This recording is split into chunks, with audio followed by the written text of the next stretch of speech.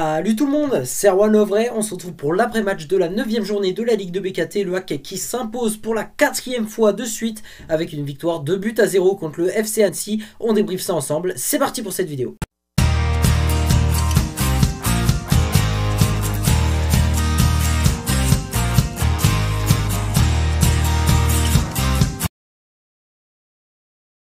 On va donc commencer par le bref de la rencontre, une rencontre qui débute au Stade Océane hier soir à 19 h. Pas de but à la mi-temps, le score est de 0-0. Mais de retour des vestiaires, c'est le HAC qui ouvre le score à la 75e minute de jeu avec un but inscrit par Nabil Alioui sur péno. Il faut savoir que notre tireur numéro 1, Victor Lecal, n'était pas présent pour le match, enfin est sorti à la mi-temps, du moins du coup il n'était pas sur le terrain à ce moment-là.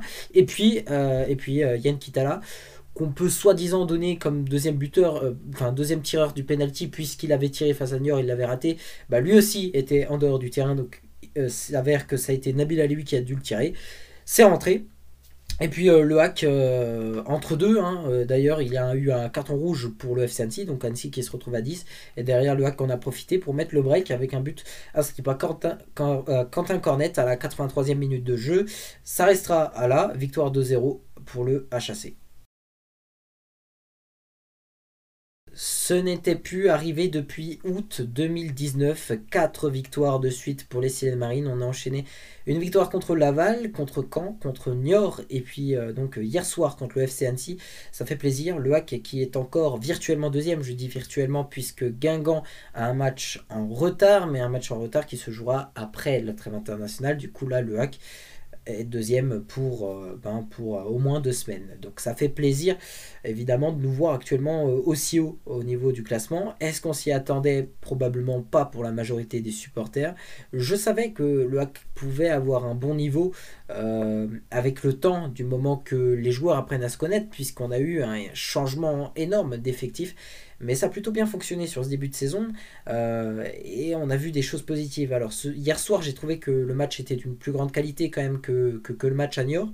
J'ai vu du mieux, j'ai vu des choses qui n'étaient pas parfaites, des ratés notamment inscrits par Yann Kitala. J'attends plus de Yann Kitala, je suis sûr de son talent et je suis sûr qu'il peut faire des choses, mais il faut qu'il ait confiance en lui, et du moment qu'il a la confiance, je pense qu'il sera capable de faire des choses intéressantes. Sinon, le problème de nos attaquants, ça a été le problème pour Quentin Cornet à un moment donné. On n'a pas le timing parfait où il faut déclencher des frappes. Dès qu'on aura ce timing de maintenant, il faut taper, ça va rentrer dans les buts et on sera capable de gagner des matchs sous des scores plus élevés, et en plus de gagner des matchs que potentiellement on pourrait actuellement perdre, parce qu'on a un petit peu de chance aussi. Je veux dire...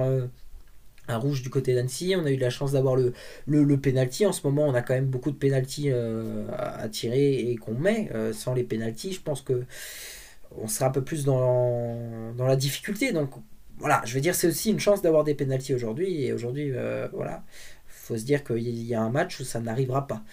Donc voilà, malgré tout, on remporte encore un match. Ça fait 12 points sur 12 là sur les 4 derniers matchs. Est-ce qu'on arrivera à aller chercher une 5e victoire de suite en déplacement à Dijon? Je l'espère, puisque normalement, si tout se passe bien, je devrais assister à ce match en déplacement. Donc évidemment que j'ai envie de voir le HAC gagner, et forcément ça va arriver au bout d'un moment qu'on serait amené à perdre. Mais sauf qu'à ce moment-là, le plus important, ce ne sera pas la défaite, parce que la défaite fait partie du football. Et ce n'est pas grave de perdre un match, mais ce sera important d'observer la réaction derrière après cette défaite. Mais on n'est pas là pour parler de ça, on est là pour parler de la victoire quand même contre Annecy. Et aujourd'hui, je pense qu'il n'y a pas grand chose à dire sur le match, du moins. J'étais quand même déçu par le nombre de supporters présents au Stade Océane, qui était vraiment décevant. Voilà, ça sonnait quand même assez creux. Par contre, on voyait que les supporters qui étaient présents étaient assez heureux, et ça c'est toujours assez cool quand même de voir des supporters qui sont fiers d'être dans le stade. On a vu, plutôt entendu, quand les supporters Barbarian Savray lançaient les oui nous sommes les Havrais, la tribune sud qui répondait un petit peu. C'est quand même assez plaisant, même si c'était pas grand chose, ça répondait un peu. Il y avait quand même une petite connexion, et c'est toujours intéressant, mais bien sûr que je m'attends à beaucoup mieux, et j'espère que dans le futur ce Stade Océane va être plus rempli, parce que quand le HAC performe, il faut que les gens viennent. Autant dire que quand les résultats sont mauvais, je peux comprendre qu'une partie des supporters ne souhaitent pas venir, mais là, le hack il tourne bien, donc il faut venir au stade, il faut encourager l'équipe, et voilà, il faut être reconnaissant que quand les résultats sont là, on doit venir au stade. C'est comme ça que ça devrait se passer. Maintenant, pour moi, on a fait le job qu'il fallait, remporter le match, et puis on verra ce que ça donnera à fur et à mesure. C'est vrai que les grosses équipes, les grosses équipes, mis à part Caen, on n'a pas eu de grosses équipes. Aujourd'hui, on n'a pas joué Bordeaux, on n'a pas joué Guingamp, on n'a pas joué Metz. Voilà, on n'a pas joué. Enfin, Amiens les a joués, c'est vrai, Amiens les a joués. Mais sinon, on n'a pas joué de grosses équipes favorites à la montée. Donc, ça sera intéressant de voir les confrontations contre ce style d'équipe et de savoir quel est notre réel niveau pour savoir est-ce que le hack pourrait jouer la bagarre pour la montée. J'espère que oui. Et c'est parti donc pour les autres résultats de cette 9e journée de la Ligue de BKT avec la victoire 2-1 de Guingamp face à Saint-Etienne, la victoire de Bordeaux 2-1 contre Dijon, victoire de Laval à QRM 3-1, défaite du Paris FC 2-1 contre Rodez, victoire de Sochaux à domicile 3-1 contre le Nîmes Olympique, Pau qui s'impose 1-0 contre Valenciennes, Amiens s'impose 3-0 contre Niort, la victoire de Bastia 1-0 contre le FC Metz et puis la victoire 1-0 de Grenoble contre le Stade Malherbe de Caen.